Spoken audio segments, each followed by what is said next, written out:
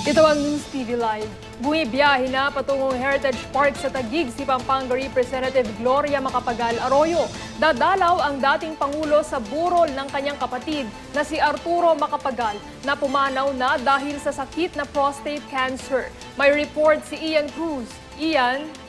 Yes, Tricia, sa ngayon nga ay narito na kami sa area ng C5 sa may bandang Taguig area at ilang minuto na lamang ay mararating na nga ng convoy ni dating Pangulo at ngayon Pampanga Representative Gloria Macapagal Arroyo itong Heritage Park para nga dalawin yung burol ng kanyang kuya na si Arturo Macapagal at Tricia. Labis nga daw ang kalungkot dating Pangulo sa pagpano ng kanyang kuya na si Ginoong Arturo Macapagal.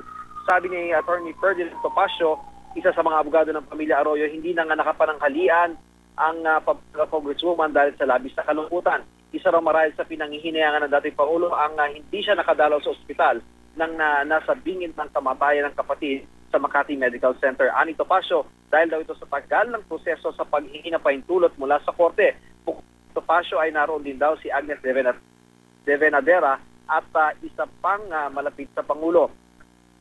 Sa ngayon ay wala pa raw nalalamang impormasyon si Topacio ukol sa mga susunod na hakbang sa pagdalaw muli ni Arroyo sa burol ng kapatid sa Heritage Park. Ilang police mobile nga yung naging labas-masok doon kanina sa BMMC. At yun nga, Tricia, na pinagbigyan partially ng Sandigan Bayan 1st Division ang urgent motion ni dating Pangulo at ngayon Pampanga Representative Gloria Arroyo na makadalo nga sa burol at libing ng kapatid na si Arturo Macapagal matapos pumanaw kanina umaga sa sakit na cancer.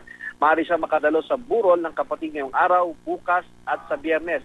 Simula alas 4 ng hapon hanggang alas 8 ng gabi, maaari lamang siyang umalis ng BMMC 2 oras bago ang ipinagkaloob na palugit ng korte at maaari lang siyang manatili sa Heritage Park hanggang alas 8 ng gabi at matapos ngayon ay dapat na siyang ihatid pabalik ng BMMC. Kasama rin sa mga kondisyon ng korte sa Heritage Park lang siya maaaring pumunta. PNP at mga sheriff ng Sandigan Bayan ang magbibigay ng escort at seguridad kay Arroyo at limitado ang paggamit ni Arroyo at mga kasama nito ng communication na gadget. Maghahain naman, Tricia, ng supplemental motion ang kampo ni Arroyo na maglalaman ng mga detalye ng burial arrangement sa August 15. At nagpaabot na rin ng pakikiramay ang Malacanang sa pagpanaw ni Macapagal na isang Olympian at respetadong business leader. Tricia. Maraming salamat, Ian Cruz.